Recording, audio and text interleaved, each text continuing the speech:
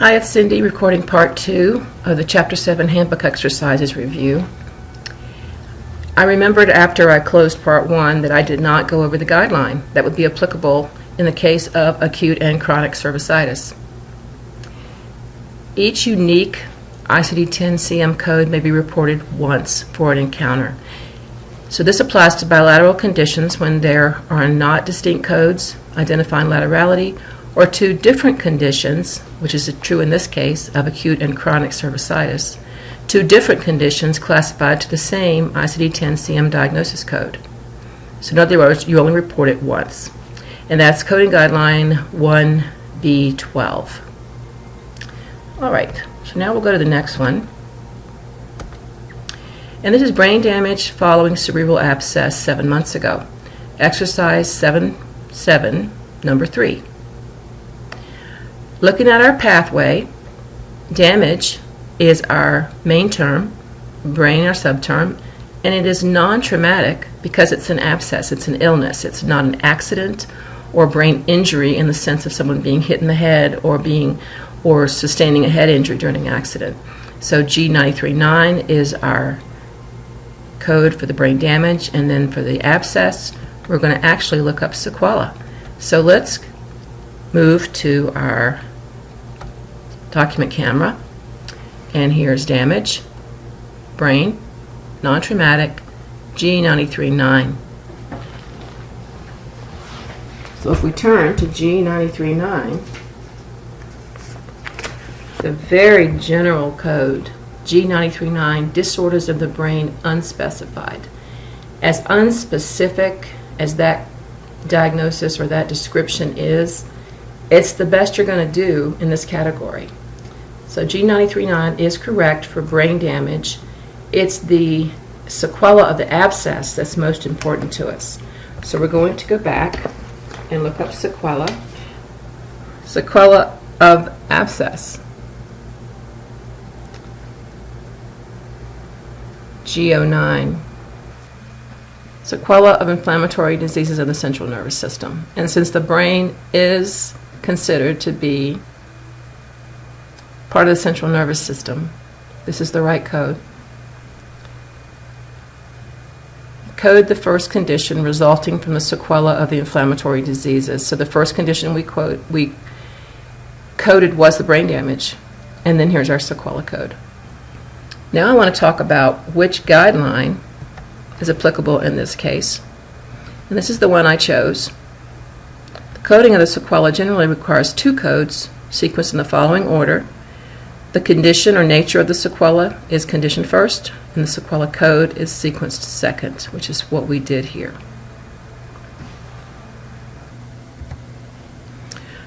Our next exercise is 7.7, number 12, borderline hypothyroidism.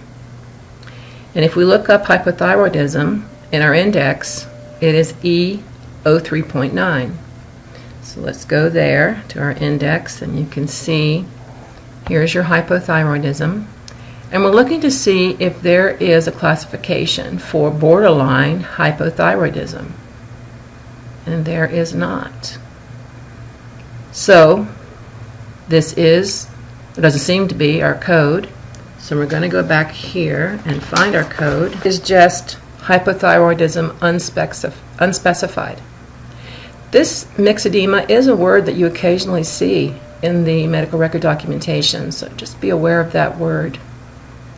While I'm thinking of it, if you're ever looking for a word or you run across a word in the medical terms that you don't know, I want to show you how you might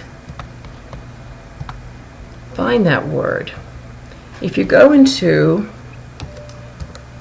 myxedema, put a colon and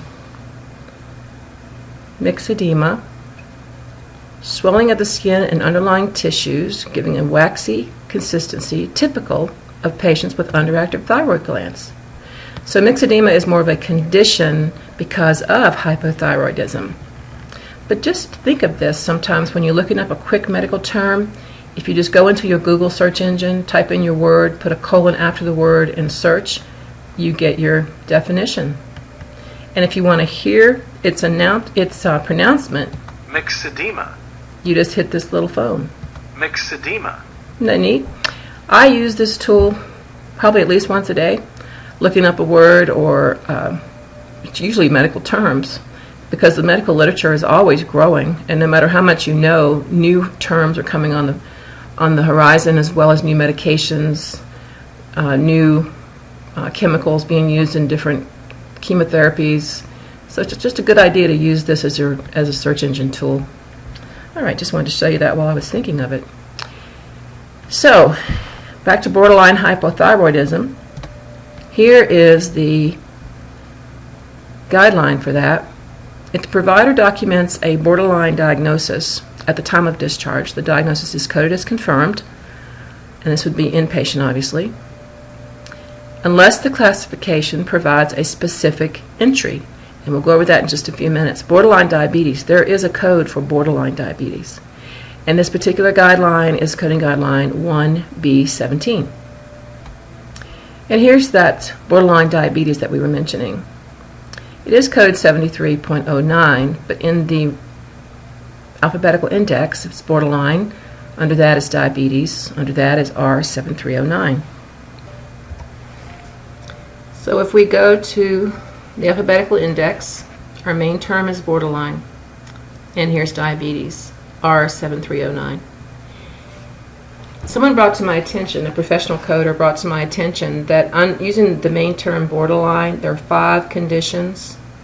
So it's probably a good idea, if you're going to be coding for a living, that when you would see the term borderline in the literature, that you would know that it's only these 5 conditions that there's a unique code for borderline. Otherwise, that coding guideline applies where borderline is not even considered in your diagnosis. You would just go to the main term. So here we go, R7309. Let me go back in the tabular and look up R7309. You see it right here. So, oops, no, that's not right. R7309. Here we go. R73.09, other abnormal glucose. Prediabetes is one of those terms. So this is how borderline diabetes, it's not an E code, which many of the diabetes codes are. It's rather an abnormal lab, an abnormal symptom code. In this case, abnormal glucose. And back to our guideline. It's the same guideline we used in the previous exercise, but this one is related directly to the borderline diabetes. If the provider documents a borderline diagnosis at the time of discharge, the diagnosis is coded as confirmed unless the classification provides a specific entry. For example, borderline diabetes.